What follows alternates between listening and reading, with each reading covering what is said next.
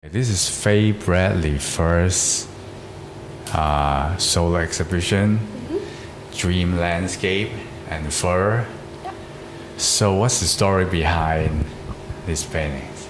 So like you said, I have two series at the moment which are being displayed today, this year. So the first one, which is the most recent one, is the Dream Landscapes. And these paintings, they focus on the notion of dreaming and also in memory.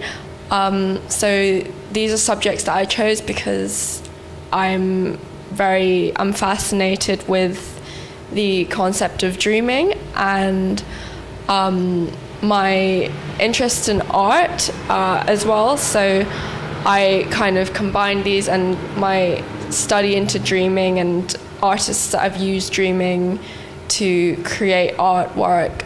These have all inspired me, and I made these paintings based on the idea of trying to create the intangible. And my second series, Fur, which was, this one and then these ones, they are from 2015. So during this time, I was studying the fur as a material, and I wanted to create a sensory experience for the viewers and create like a tactile experience for these viewers, and I did this through mixed media. Yeah. So why choose painting as your medium? So I chose painting because it's actually very important for the subject matter that I'm dealing with. With dreaming, I feel like color is so important. The transparency and translucency of color, and also color choice, really reflects how the viewer will feel when they see these images. And also just texture from painting is something which I'm very passionate about. Okay.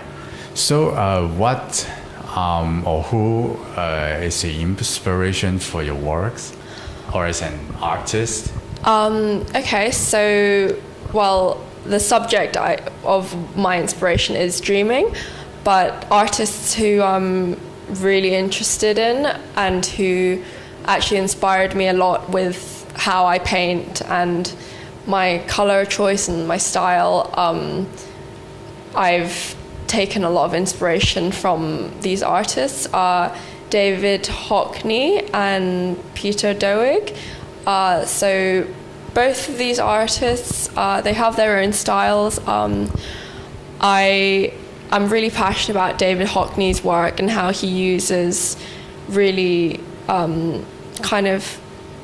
just very interesting compositions, and the color choices he uses as well are that it's quite similar to what I'm trying to create, like an unreal landscape, but also there are elements which show that it is very much real and taken from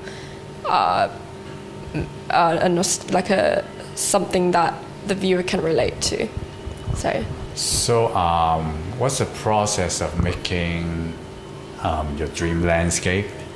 So the process behind my creation, I start with kind of small scale studies, some which have actually been really successful, and I quite enjoy working small as like a starter for because I enjoy painting large as well. So before I move on to larger paintings, I start with the smaller compositions and testing colors.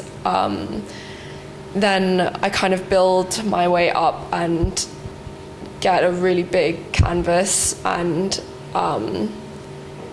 yeah, and then I'll start from there. But there's no real one method of doing it. It You varies also use depending. like a photograph. Yeah, and so I start with a collection of photographs from something that means a lot to me. So like a holiday where I've had really good memories, and I use maybe like 6 or 7 photos as my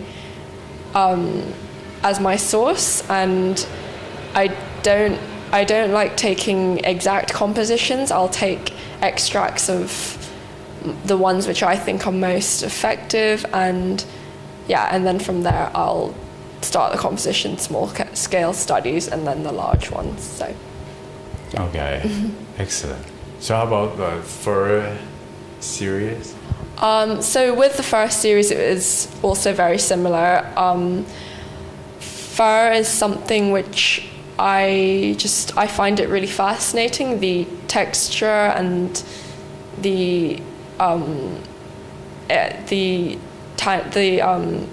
tactile experience of like touching fur, and just so I took loads of photos of animals like up close, kind of like studied the finer details in the fur, and so those were my initial mixed media drawings, and then I moved on to this painting which was actually from a peacock. So it came from all photographs of a peacock, and I extracted elements of the peacock and created this big study. Okay, excellent.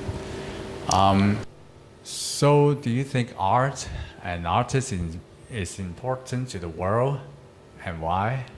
Yeah, definitely. I think having art in society is so important because it's a completely different way to express opinions and political issues, and also just using creativity to generate pieces of work which can really evoke emotions from someone, and or like a viewer or an audience. Like I think it's an amazing way to and a very unique creative means of expressing oneself. So yeah, I think it's Excellent. super important. Okay, so what's your experience with the gallery Michelangelo? That's me.